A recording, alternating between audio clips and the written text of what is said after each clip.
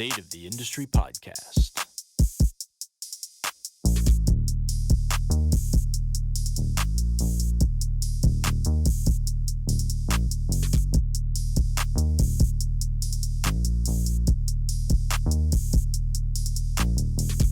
And here we go.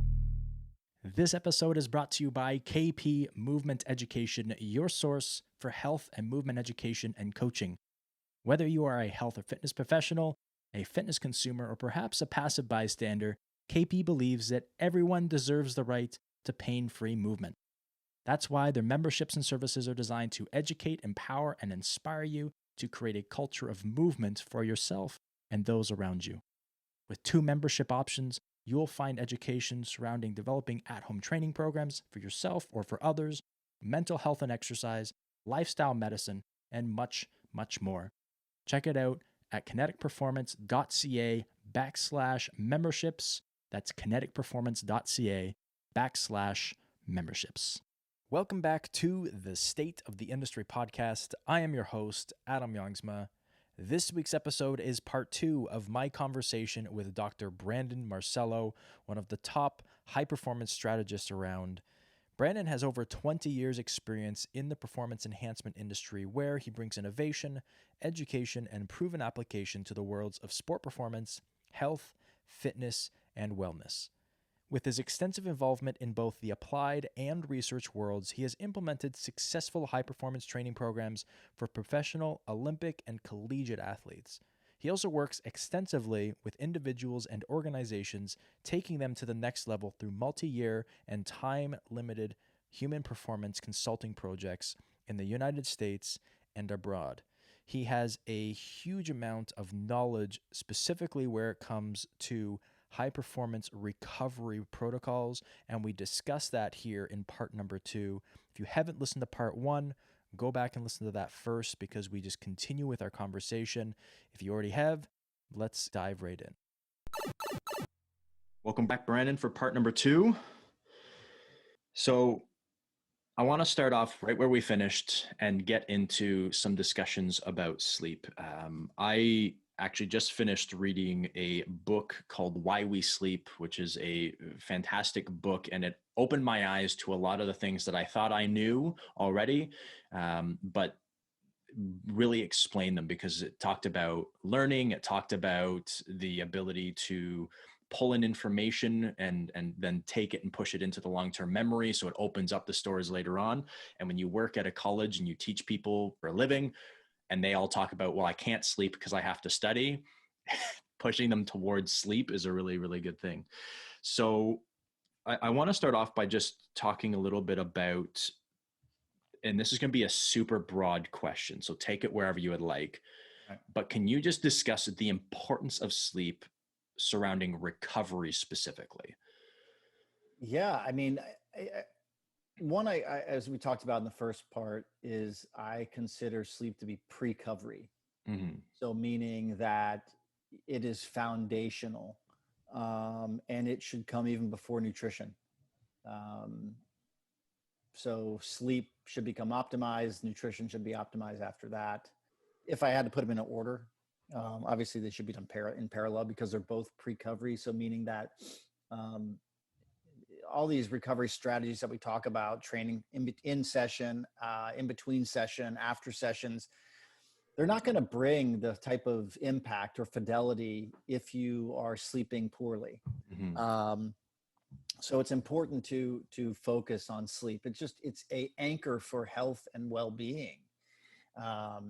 There's a lot of nuances around sleep, but getting what we say proper sleep hygiene, which is quantity, quality, and consistency of sleep.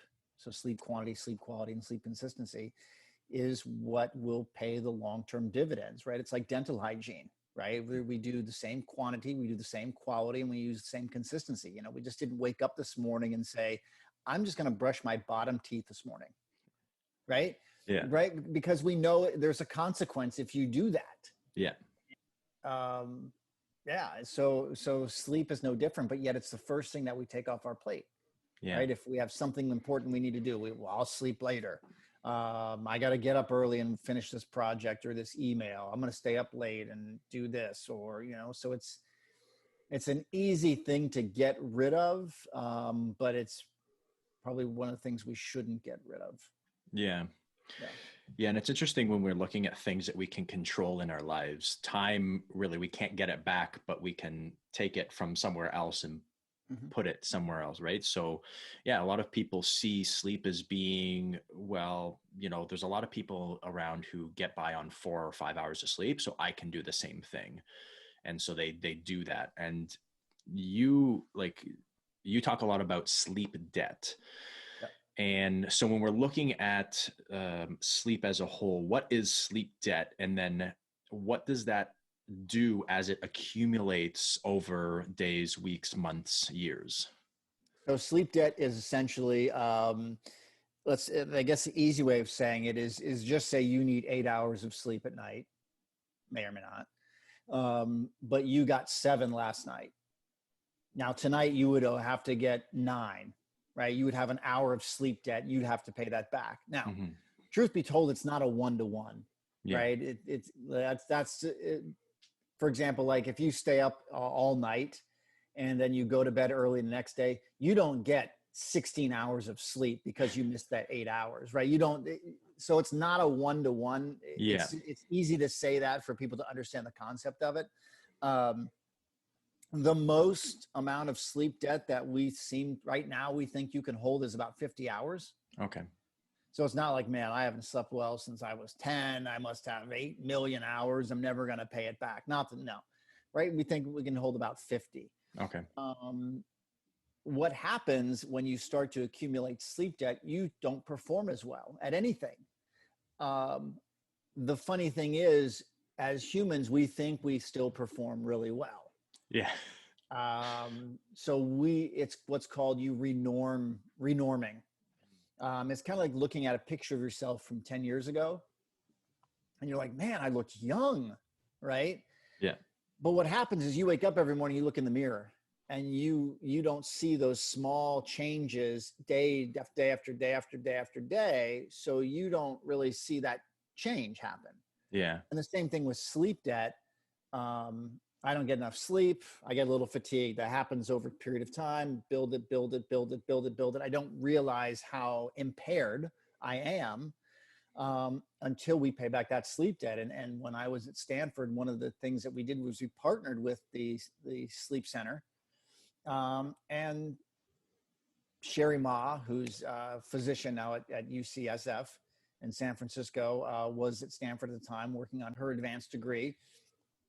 And she started looking at paying back sleep debt and what happens if we pay back sleep debt in these athletes. Do they get better? Right? Sure enough, right? They're running faster. Their moods were better. Their free throw shooting percentage improved 9%. Their 3-point shooting percentage increased by 9%.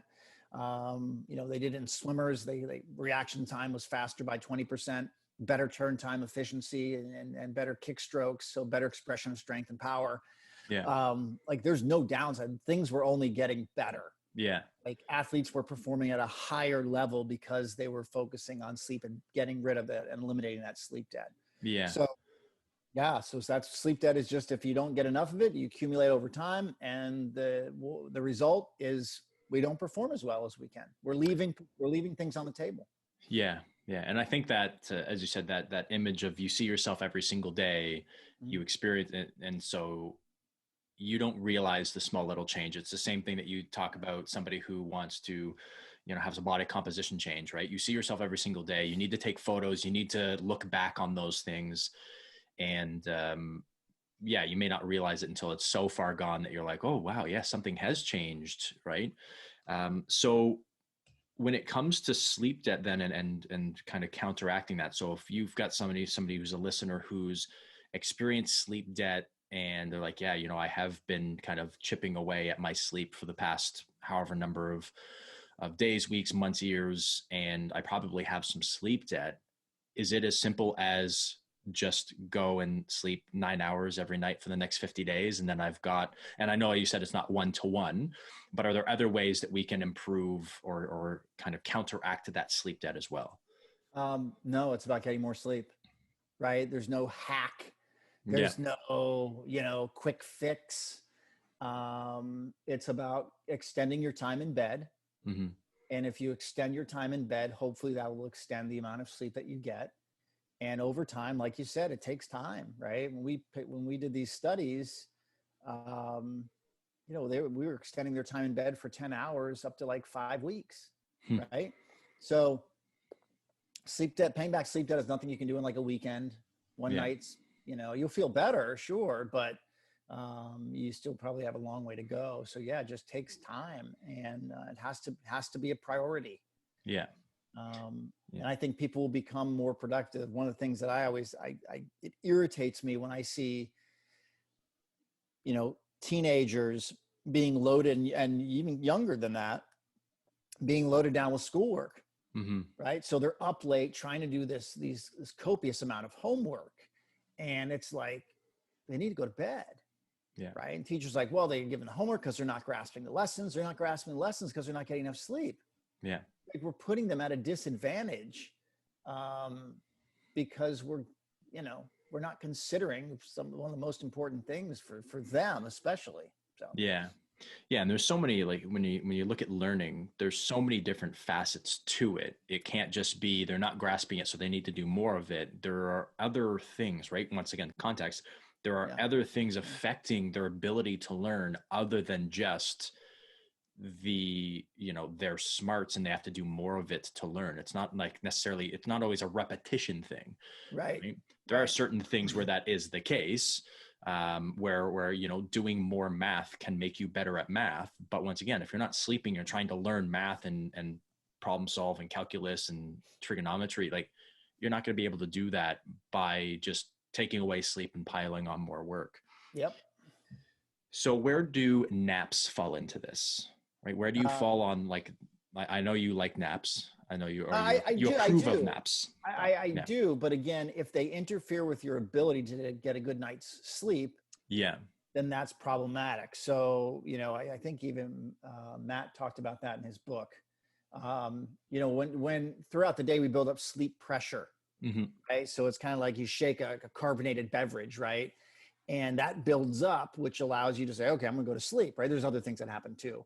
But when you nap, it's like turning the cap and letting out some of that sleep pressure is essentially what you're doing. So if you're napping too much, too long, and interferes with your ability to get a solid, good night's rest, then that's not an ideal thing. Yeah. The 20-minute nap, nappuccino, which Sherry Ma taught me, which is the 15 minutes of, it takes 15 minutes for caffeine to kick in. You have some caffeine, you lie down, you fall asleep for 20 minutes, you wake up, you get the benefits of the refreshing nap, and the caffeine's kicked in, so you feel great, right? Mm-hmm. Those are great. Yeah. So, so the other thing is just being careful of, the nap needs to be strategically deployed. That's probably the best thing. Yeah. And I think that's, once again, like, it's going to be individual for everybody, but typically people have that lull, in the afternoon, right after lunch, right? That kind of natural kind of decline in that circadian rhythm, right? Well, I'm glad you brought that up, because that's how you can determine if you have sleep debt. Mm-hmm. So, as you mentioned, we do in the afternoon, we have this urge to sleep. And that urge is either perceivable or imperceivable to us. If we're just sitting quietly after lunch in the afternoon and we start to nod off, that tells me you have sleep debt. If you're sitting there quiet in the afternoon and you're like, doesn't faze me, then you have very little sleep debt. So the more sleep debt you have, the greater the urge to take a nap in the afternoon, the greater the urge to reach for caffeine or coffee or nicotine or some stimulant, right? That may help you push through that little bit of that afternoon lull, right? That post-lunch dip, as people call it, that has nothing to do with lunch and everything to do with how much sleep that you have. So, so that's a good point. If you start to feel yourself drowsy that time of day, you need to pay back some sleep debt. Yeah. And I think there's a lot of people who, I've coached in the past who work at maybe an office and can't necessarily sleep in that afternoon, even though a lot of, I guess more modern, facilities, they've put in maybe nap pods or something like that, where people can have a nap over their lunch period or something. But I often just prescribe get up and move, right? When your body Sure. perceives that it's not doing anything, it's just kind of wasted energy, right? You'll definitely feel that. Not to say don't then sleep more at night to start paying back some of that sleep debt, but that's a good way to kind of get you past that point of feeling like you Yeah. have to Get sleep, up and right? move. Yep. Yeah. Now, you mentioned there about napping and some people nap too long, some people kind of maybe don't nap enough. How do we find that fine, good length of time to nap so that we get a little bit of payback of that sleep debt? We kind of get over that feeling of being tired, but we don't feel, I think you mentioned sleep inertia in the podcast with Air Cressy. How do we kind of get past that so that we don't feel groggy when we get up? Because that's my problem, is I always feel Oh, groggy when I come up from nap, so I don't nap. so that's where that nappuccino comes into play. Okay. Right. So that caffeine helps kind of is a countermeasure for that sleep inertia. And sleep inertia for your listeners is that exactly what you said, when you wake up and you're kind of groggy and you're out of it. And that can last anywhere from 20 minutes to an hour and a half, depending on the person, right? Mm-hmm. You just feel kind of tired and kind of, not yourself. That's where the caffeine can actually be beneficial. Um, so the length of time should be around 20 minutes. Not always realistic, but that's what would be ideal, right? Mm-hmm. Is that 20-minute and little refreshing nap in the afternoon. Yeah. And so I don't know if this is actually correct, but it takes the average person 7 to like 9 minutes or so to fall asleep. So you including that in the 20, or is that like saying it's 27 minutes or 30 minutes or so to include Yeah, that amount of time? I mean, 20-ish, right? I mean, that's the Yeah. thing. And depending on how much, the greater the sleep that you have, the faster you will be able to fall asleep. Yeah. Right. So that's the thing. Like if people are falling asleep, like if we look at, if we have like a sleep tracker on somebody, like a good one, Yeah. and we look at their latency, which is the amount of time it takes them to fall asleep. If they're falling asleep within 2 minutes, they're tired. They Yeah. have a lot of sleep debt. That tells me that, okay, this person's just doesn't get enough sleep. So Yeah. that changes things as well. Okay. And what is it specifically that gives the person that feeling of grogginess when they get up from something like a nap? Is there like a physiological or biochemical change that takes place that makes them feel that way? Yeah, it's kind of like you've started into like your sleep cycle, your sleep architecture, like in a night's sleep, right? Mm-hmm. And when you wake up in the middle of that, since that happens sometimes in the morning too, right? You're kind of groggy and you wake up a little bit, depending on when you wake up. Yeah. In that can cause that. So Okay. yeah, you are. Yeah. Okay. All right. So let's talk a little bit about the differences in sleep patterns. Some people need to wake up early and yet they're night owls and they like to stay up late. And then you've got those who are more early risers, but maybe are a shift worker and need to work late sometimes. And the person I always think of, or the occupation I always think of, are first line workers. So like, whether you're doctors, nurses, whether you are police officers, whether you are firemen, doesn't matter, right? Like they have these weird schedules all over the place that don't necessarily allow them to have proper sleep. So is that a thing? So is being a night owl versus an early riser an actual thing? And then Yeah. what can we do to, I guess, maximize our ability to transition between the two if we have to? So it is a thing. It's called chronotype. So you can be a lark or an owl. There are a couple like middle of the road ones too, but lark meaning, early to bed, early to rise. Mm-hmm. Owl meaning night owl. If it was up to you on your day off, right, on an off day, you would stay up late and sleep in a little bit later. As you and I spoke about earlier, we're both owls, and both of our wives happen to be larks, right? So now I'm a lark, right? So Yeah. um, the ability to transition is based upon a couple of things. One, you can't bounce back and forth. Mm-hmm. So like one of the things that this has been the great thing about this COVID thing is that I haven't traveled at all. And as a result, because what would happen is I would be here on a lark, and then when I go on the road, I'm up late in the hotel room, I'm doing work, and then, wow, okay, this great movie's on, I'll watch that. And I don't have to be anywhere until noon, so I'll sleep in, right? So then I'm back to my old ways. So you can't be like a weekend owl and a lark in the like a lot of people do during the work week, Yeah. right? Yeah. You have to be consistent. Mm-hmm. That's it. The other thing is getting exposed to daylight. Exposing ourselves to daylight, outdoor light, is critical for setting our circadian clocks, Mm-hmm. right? Morning light is so essential with that. So getting 30 minutes of morning light at a minimum, right? Without like UV glasses. Like I'll go out in the morning and I'll take these glasses off and I'll just walk outside. No sunglasses or anything. Yeah.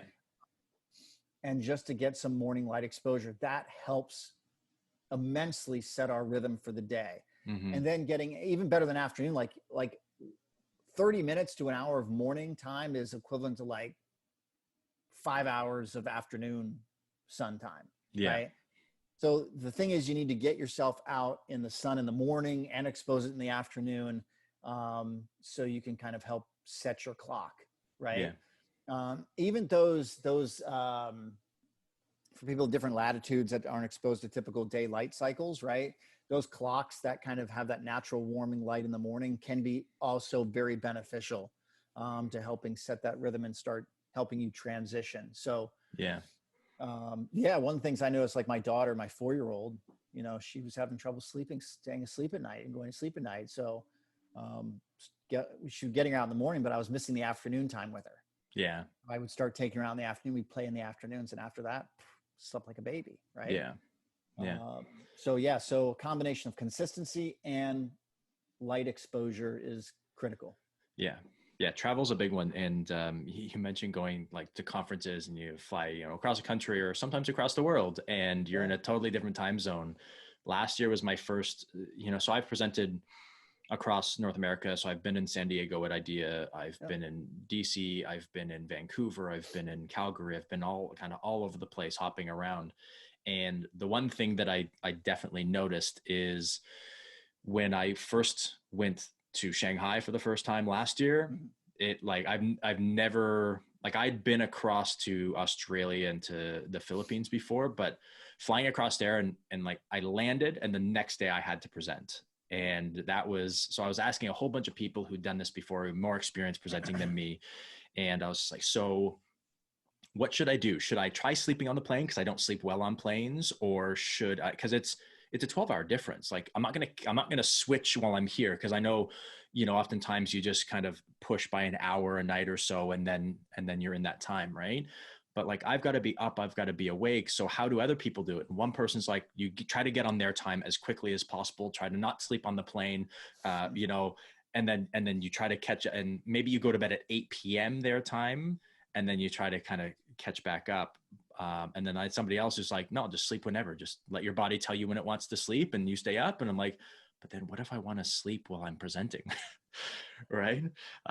So what would you recommend specifically for somebody like me who travels across there and I was only there for, I think 5 days, and then I'm coming right back again. So I typically, when I used to go over to China and speak, I would fly over. I would leave like in the morning here. I was in California then, so I was a little bit closer by 3 hours, but not by much. 3 hours of still, it's 9 rather than 12 hours. Yeah. I would fly over in the morning or afternoon. I'd fly in the evening, and then I would fly overnight, which means I'd get there at night. Mm-hmm. Right. So I'm getting there night, their time, or late afternoon. So then I would go there, go to bed, wake up the next morning and present. Yeah. go to bed, and then I'd have them fly me back the following morning. So I would spend as very little time there as possible. And Yeah. I would stay on, typically if I change only a couple times, if I'm only gonna be there for a short period of time, I stay on the time zone where I am the best as possible. Yeah. Right. Yeah. I mean, something like that, you're going to have a disruption without a doubt, because Yeah. you're going to be awake when you should be sleeping, and you're going to be sleeping when you should be awake. And that's that jet lag, right? Where you are is lagging behind where your circadian clock is. That's why it's called jet lag, because your body lags behind. It's lagging behind. It hasn't caught up yet. Yeah. So, I usually try to sleep on the plane. I don't do well like yourself, but I can get some sleep. Yeah. And it's tough, right? I mean, I've been over to China. I was over there for 30 days one time. Yeah. And when I came back, I was a wreck. Yeah. I remember just landing in San Francisco in the morning. I'm like, I'm going to stay up all night, all day. And I stayed up all day. And like, it's like 10 o'clock at night. I'm like, I'm going to bed. I'm so tired. And I probably fell asleep before I hit the pillow. Yeah. The next thing you know, I wake up and I'm like, oh my gosh, I feel so much better. What time is it? Right. And I look at my watch. It was midnight. I slept 2 hours and I'm like, oh Yeah. And I was up, nothing I could do.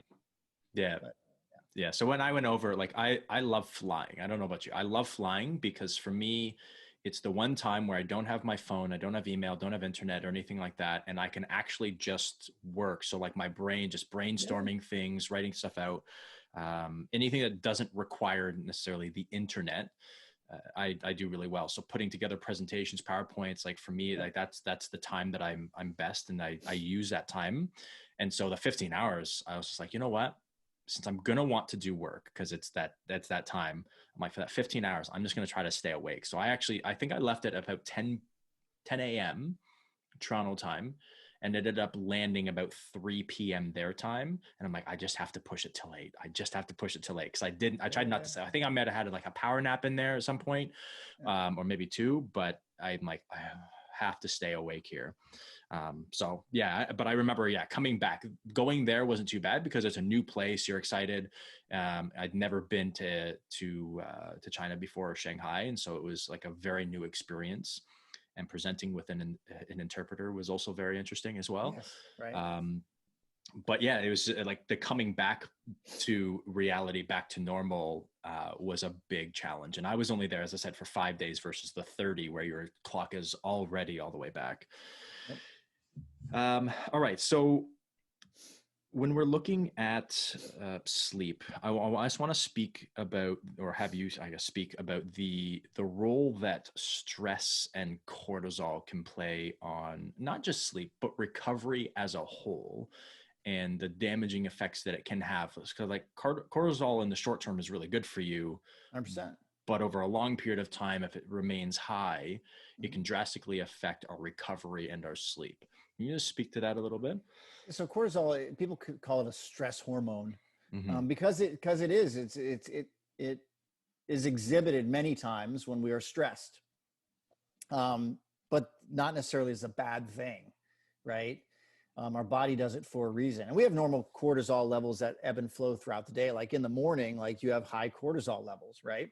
Yeah, that's okay. If they stay elevated, that's a problem, like you said. So the benefits of cortisol: memory. The downside of cortisol: memory, right? So it's like all the things that it benefits, it can also hurt. yeah, We store fat when there's a lot of cortisol. Elevated, we have more inflammation. When mm-hmm. it's elevated chronically, we lose gray matter in our hippocampus, right? When it's elevated chronically, that inflammation wreaks havoc on all organ systems. Yeah. When it's elevated chronically. Short-term stuff, what does it do well? Prevents inflammation. What does it do short-term well? Helps with memory. What does it do? So all like does the opposite things, right? Some interesting work.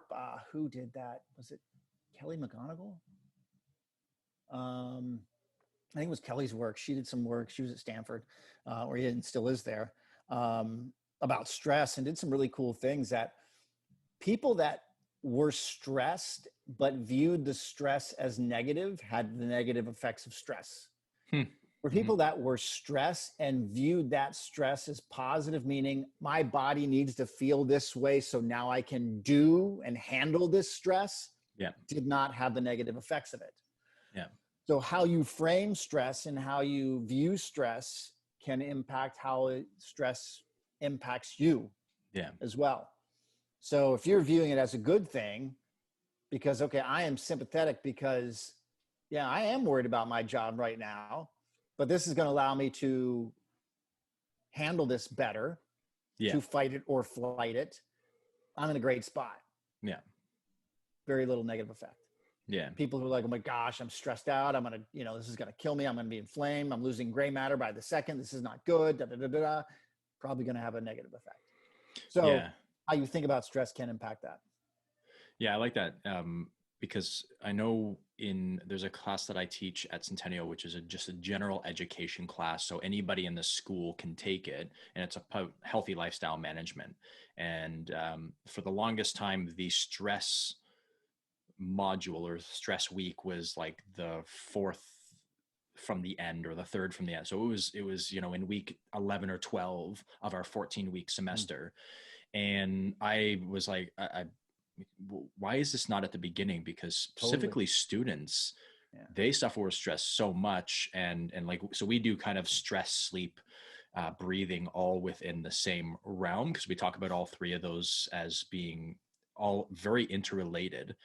And in that discussion, I'm like, we have to have this earlier so they understand how to frame stress during this time, because they're going to get stressed. It's not that they aren't going, like we want them not to experience stress, but they need to understand that throughout this semester, how am I actually dealing with that stress? How am I, as you said, framing that stress to be a good thing? And when you're looking at something like an exam as an example, it's normal to be stressed and anxious or nervous before an exam and to have that feeling. But do you take that as being, this is the driver? I'm worried about this, so it's my driver to study more, to put more time into this, to really bear down and focus? Or is it something that you have to escape from, and now you're going to play video games because you're just like, I just want to get this over with? Or is it going to detract from your performance? Right. And I think that's a big thing, is that framing of stress for our clients, for our students, for the people who come and listen to us speak at conferences, is a big thing. And so when it comes to improving, you mentioned sleep hygiene as a big thing. And I know you also mentioned the light in the room. So I have that kind of wake up light that goes bright. So when you said that, I kind of smiled a little bit.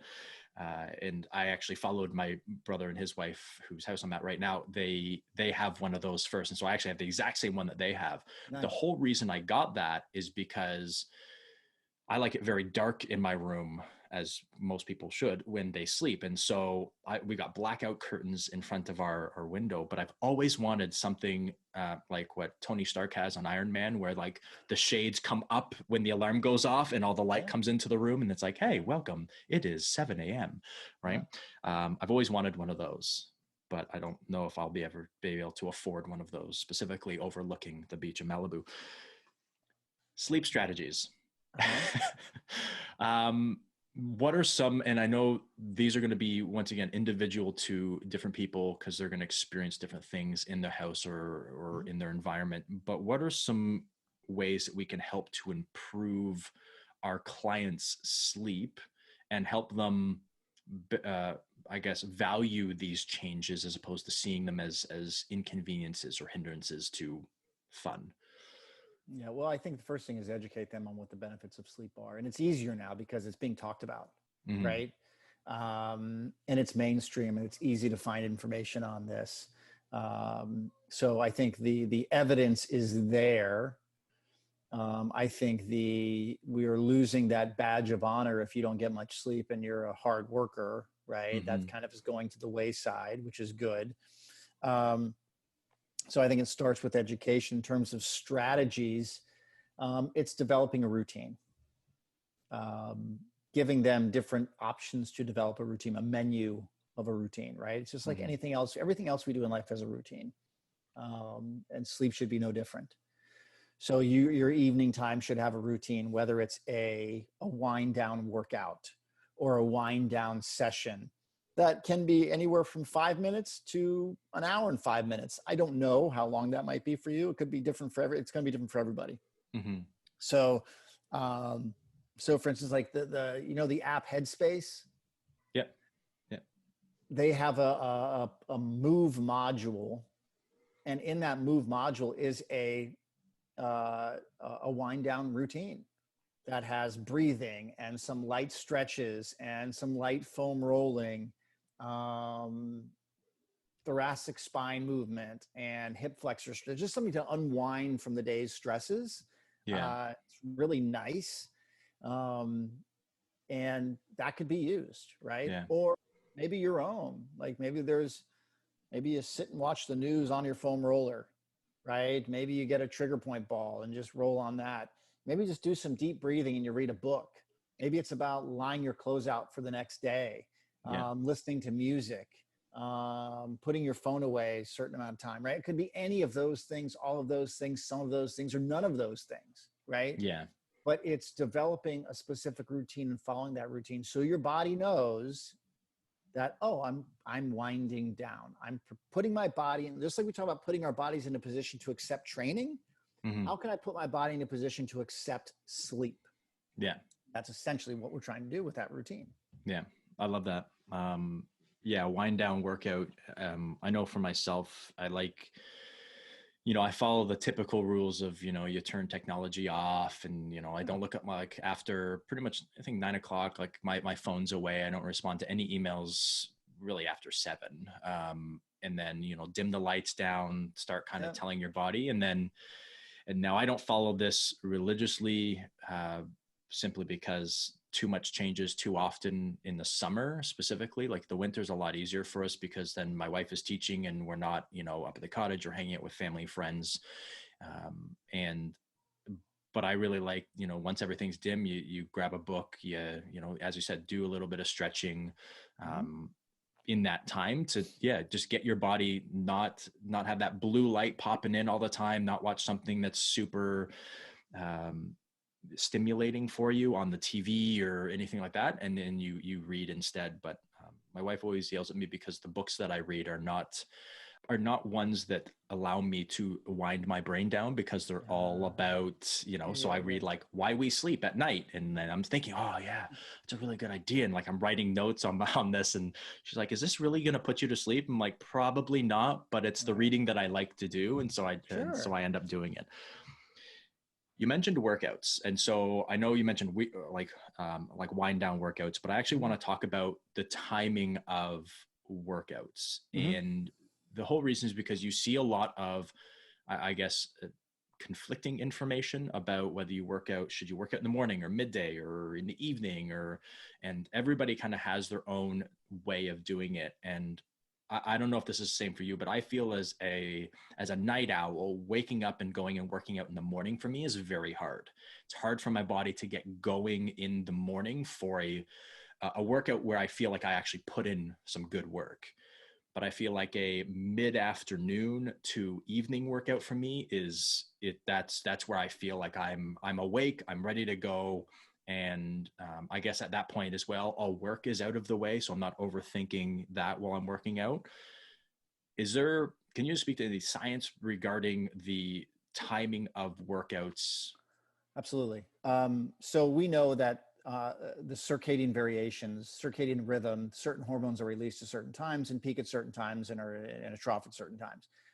Again, everybody's going to be different because larks versus owls, whatever. But in generally speaking, well, let me back up one more thing too. It depends on what your goal is of the workout, right? So in general, if you testosterone's peak is at 4 p.m. ish, that's a great time to work on strength, right? Some people I've heard say, well, testosterone's highest in the mornings, that's when you need to work on that. That is also true. However, cortisol is also peaked during that time. Therefore, it is not giving you the same response as the afternoon session when cortisol is at a low point. Yeah. Right. So you have to keep every hormone in the context there. Yeah. But if time is a stressor, or like you said, some people like do it before work. What does working out before work do?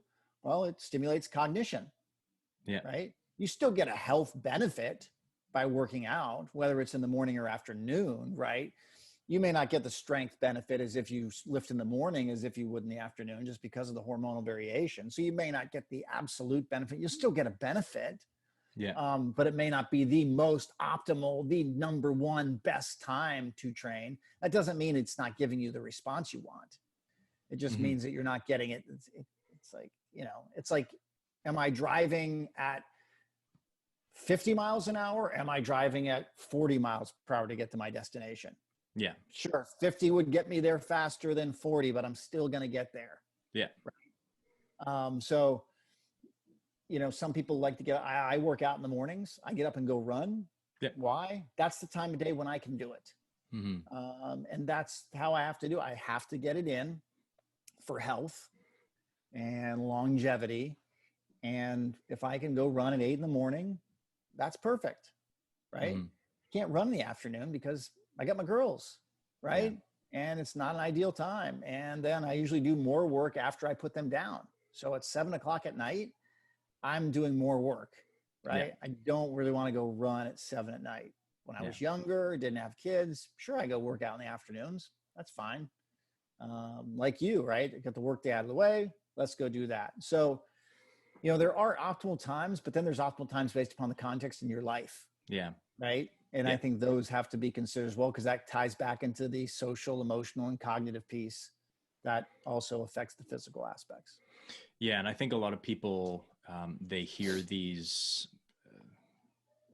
things about, work out in the morning or get it out of the way. And so everybody goes and works out in the morning, and then, but they kind of push everything back. And so they almost put themselves through a lot more stress in the morning, trying to get out of the house, maybe even get their kids out of the house, make lunches, make breakfasts, make sure they've got work. And then they go work out and they're stressed while doing it. And then they leave and they feel awake, they feel cognitively ready, but maybe it's not the best time for them.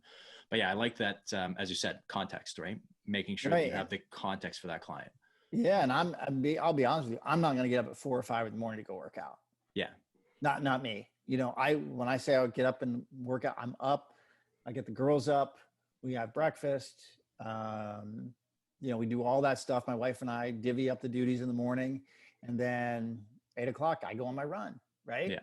And that's the schedule. So, but I'm not going to get up any earlier and do that just because I'm not productive that way. I need my sleep.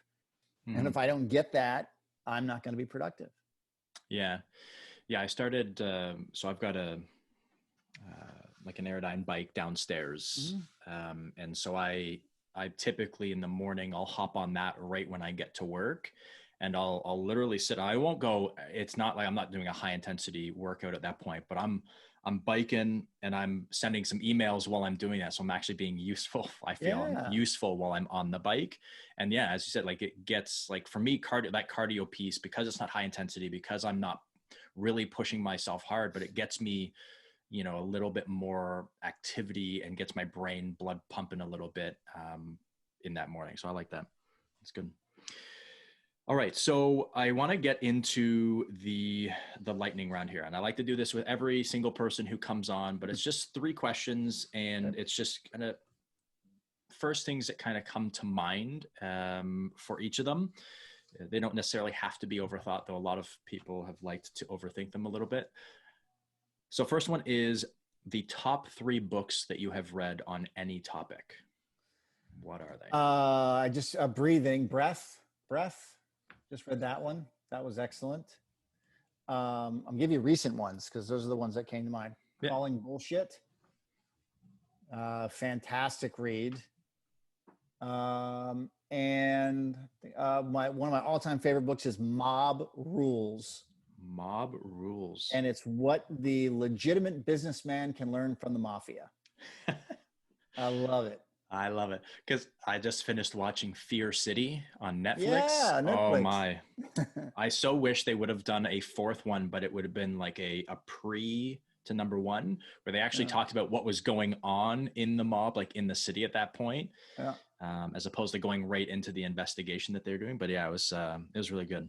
Yeah, I'm always fascinated by the intricacies sometimes of, and this might sound really bad, but the intricacies of crime families, and Well, how. it's the organization behind organized crime. Oh yeah, That's it's and that's what this book talks about. It talks about like the structure, the hierarchy, the rules, right? If there are, you know what I mean? It's like there are rules to killing people. It's like, who yeah, knew, right? It's like there were certain, it's really an interesting book.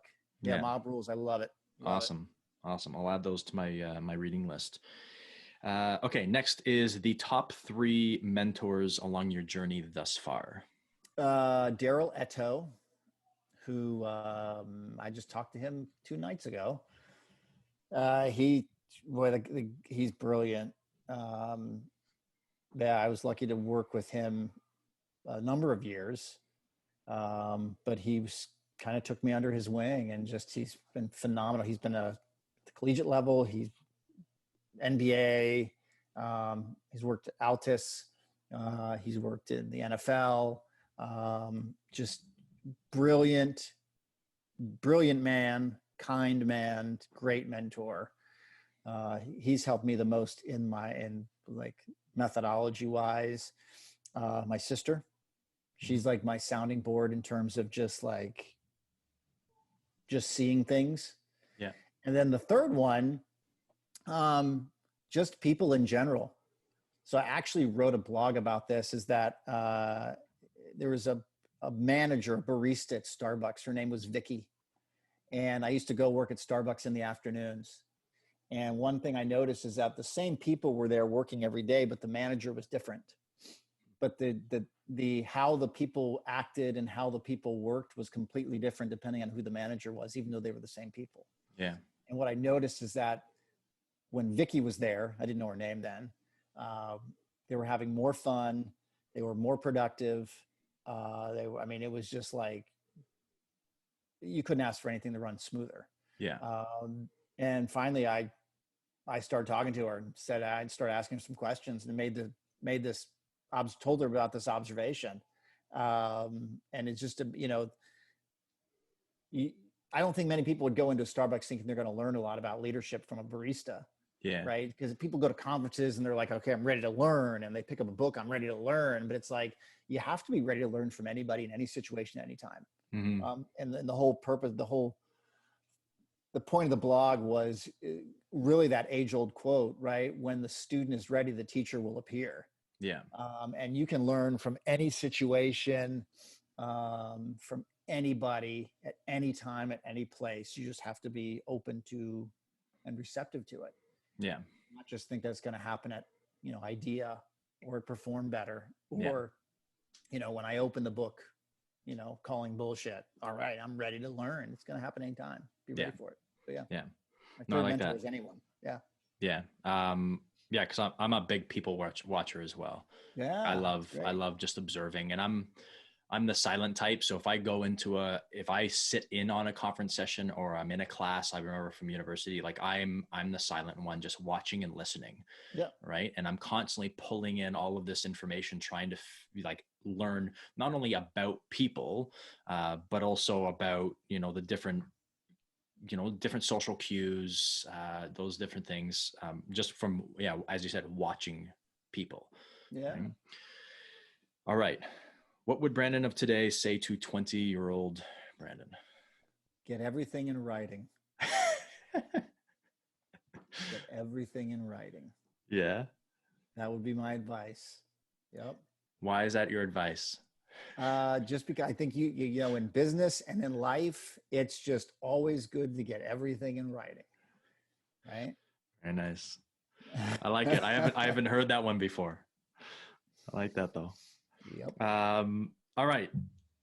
So I want to thank you for coming on and spending some time to share all your knowledge with not only me, but the listeners as well. Do you have any products, projects that you're currently working on that you would like to promote? I have zero. Everybody gives me crap about that. I am I have my Instagram, bmarcello13. I have my Twitter, it's bmarcello13. I have a website, brandonmarcellophd.com. Yeah, I might be working on a few things that I can't talk about yet, but That's all right. for sure, if that happens and they come to fruition, I'll let you know. But yeah, I don't have much. Yeah, I'm working on a recovery course with Michel. So Awesome. we're working on the 4Q recovery right now. Awesome. We're in the middle of that, so stay tuned for that. That should be a lot of fun, taking the 4Q principles and applying it to recovery, or applying recovery to the 4Q principles. Actually, what we're doing. So yeah, because I know that's we chatted about that a little bit on the podcast recording that we did. So yeah, I'm excited for that because they like IOM. You guys are doing some fantastic stuff. Like I love what I actually had a conversation with the coordinator at my the program that I teach at, and we were talking about getting another certification kind of in, or to replace one of the old ones that we have. And so we'd love to do the new one that just came out, the health and human performance specialist, because I just think that the simplicity of a 4Q model but then the ability to expand out of that when it comes to programming, I think is fantastic, and just the way of thinking. And then also the variability, which myself and his name is also Adam, are really into, like, variability, not only within training, but recovery methods and, cardio, like all those different things, having variability in the system to create adaptability and resiliency. And so I love kind of how you guys talk about all of that. And so, yeah, I'm really looking forward to that recovery 4Q. I'll look for that when it comes out. And then everybody else, as he said, you can go to his website, you can go to Instagram, Twitter, Marcello13, and you can follow him. Thanks for joining me this morning. Oh my gosh, Adam, thank you. It's been a pleasure. It's a lot of fun too. Yeah. And I'll have to have you on again at some point, because I'm sure I will have more questions that will come up, and maybe we'll dive into a few other concepts, because I know that your work as a consultant goes far beyond just sleep and recovery. And so we will have to have you on in the future. Glad to do it.